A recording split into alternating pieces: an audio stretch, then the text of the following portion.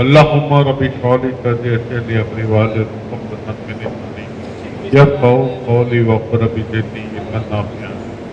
अल्लाहुम्मा सल्लि अला सय्यिदना मौलाना मुहम्मद बारिक सल्लल्लाहु अलैहि अलैका या हबीबल्लाह सल्लल्लाहु अलैहि वसल्लम सल्लल्लाहु अलैहि नबी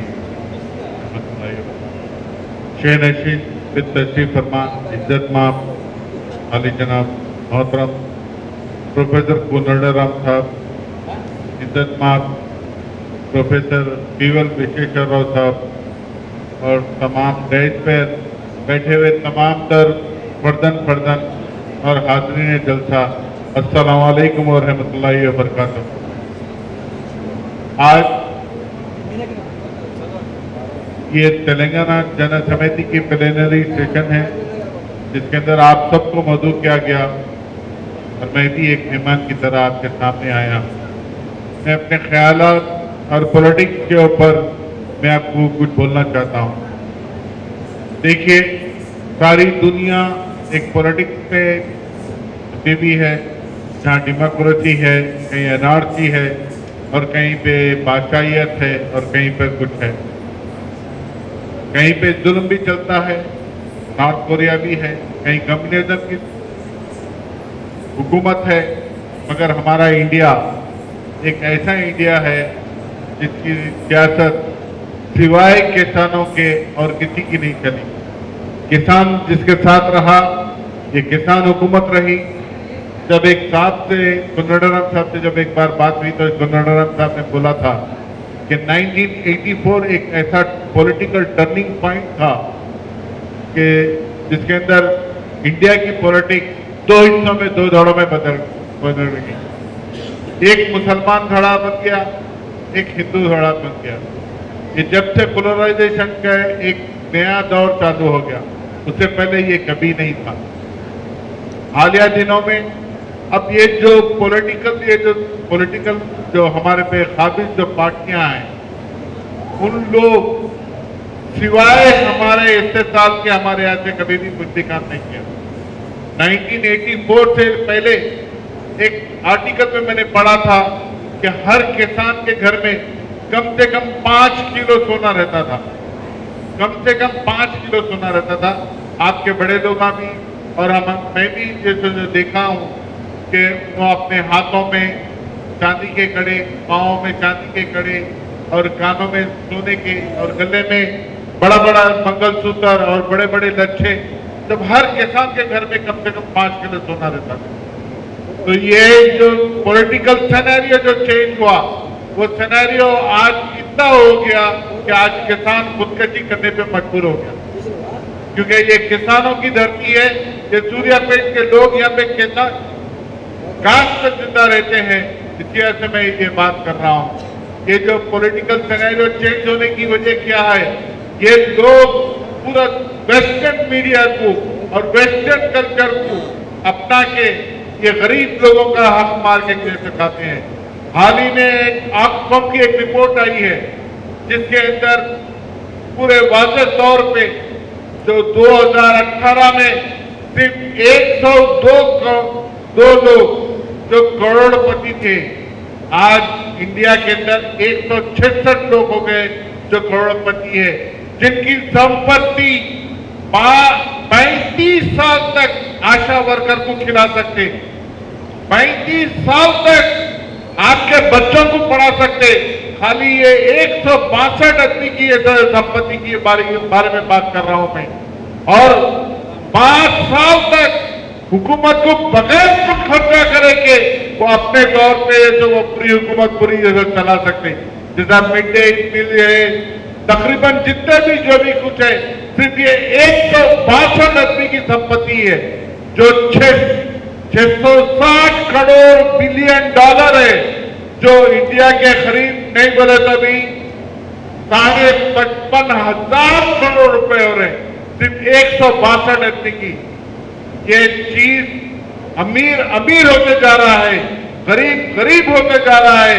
ये इसकी वजह क्या है कि यहाँ पे जो WTO के तहत, जो ग्लोबलाइजेशन के तहत जो हमने जो तरक्की करना चाही थी, वो तरक्की को खत्म करके ये लोग कॉर्पोरेटिज्म लेकर आना चाह रहे हैं। इज्जत मां पीएल विश्वेश्वरराव साहब ने तेलंगाना मूवमेंट से पहले से जो कॉर्पोरेट संस्थाएं हैं उनके खिलाफ लड़ते हुए आए और उन्होंने बताया कि ताजमहल मैदान के अंदर किस तरीके से लोग खाबिज होकर जैसे बैठे हुए हैं। इन लोग हमारा खून, हमारे किसान का खून, हमारे बच्चों का खून, ये सब बच्चों का खून पी के ये लोग आगे बढ़ते जा रहे हैं। इसके से आपको एक पॉलिटिकल स्टेबिलिटी लेकर आना होगा इस देश के अंदर, जो आपको हमारे और आपके बीच में एक दीवार पैदा करके हमारे को मुद्दों से भटकाकर कभी चाइना से, कभी पाकिस्तान से, कभी किसी और से, इनकी किसी कोई ये पॉलिटिशियन की कोई हिम्मत नहीं है, क्योंकि ये लोग तो कॉर्पोरेटाइजेशन के अंदर धसे हुए हैं।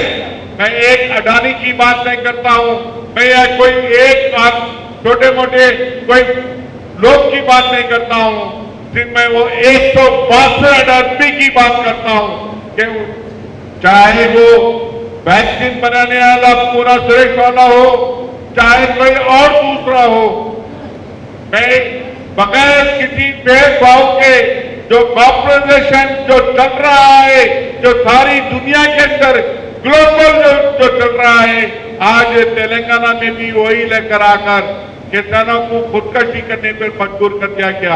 अगर ये किसान आज अगर अनाज उगाना छोड़ देंगे, कल हमारी नस्ल को खाना खाने के आते मसनवी मंशियात में जिंदा रहना पड़ेगा। वो जो मील रेडीमेड मील खाने पे हमारे को मजबूर रहना पड़ेगा। जो साउथ अफ्रीका के अंदर आपने देखा, भूखमरी के अंदर दलिया बनाकर, अक्सर लोग देखे होंगे कि छोटे बच्चों को दलिया बनाकर खिलाते हुए, आज भी 5 साल से कम उम्र के बच्चे जो जिनकी मौतें करीब 65% 5 साल से कम उम्र के बच्चों की मौत, जो पेट भर के खाना नहीं होने की वजह से, भूख की वजह से तो उनकी डेथ हो रही है। उसके ऊपर हमारे को ध्यान बनाना चाहिए, क्योंकि ये एक ऐसा दानिशोरों का प्लेटफॉर्म है, आप तक एक जागृति लेकर आते हैं और आपको जो तो एक आपके सही जीने की राह बताते हैं। इतिहास से इस प्लेटफॉर्म को मजबूत करिए। आप देखा होगा तुर्की में परसों इलेक्शन में जो दूसरा कैंडिडेट तैयब अर्दोगान जीतने की वजह से जितने हार गए थे, तो सेकंड टाइम वहां पे इलेक्शन हुआ। एक छोटे प्लेटफॉर्म का एक कैंडिडेट जब तैयब अर्दोगान की तारीफ किया, तो जब उन्होंने तो आप ये प्लेटफॉर्म को इतना छोटा मत समझिए और ना इनको कंपेयर करने की कोशिश कीजिए, क्योंकि उनके पास आपके हजारों करोड़ रुपए जो आपके टैक्स के पैसे हैं, आपसे 18% जीएसटी वसूल किया जाता, जिनका 20%, 22% टैक्स था जो कॉर्पोरेट था, उसको 16%, 18% कर दिया जाता। उनको जो एक साल में उनकी जो टैक्स की कमाई से खरीद नहीं बोले तो 1.5 साल तक हुकूमत चल सकती बगैर 1 रुपया खर्चा करेंगे। यही टैक्सेशन हो, चाहे कॉर्पोरेट जो जिंदगी जो कॉर्पोरेट जो बनाते जा रहे हैं हर चीज को, उससे हमारे देश को नुकसान हो रहा है। इतिहास से आप लोग जागरूक रहना चाहिए और ऐसे पॉलिटिकल पार्टी अगर कोई बड़े पॉलिटिकल पार्टी के साथ हाथ मिलाती है तो इक्वल शेयर होता है, तो हम लोग साथ ठहर के लड़के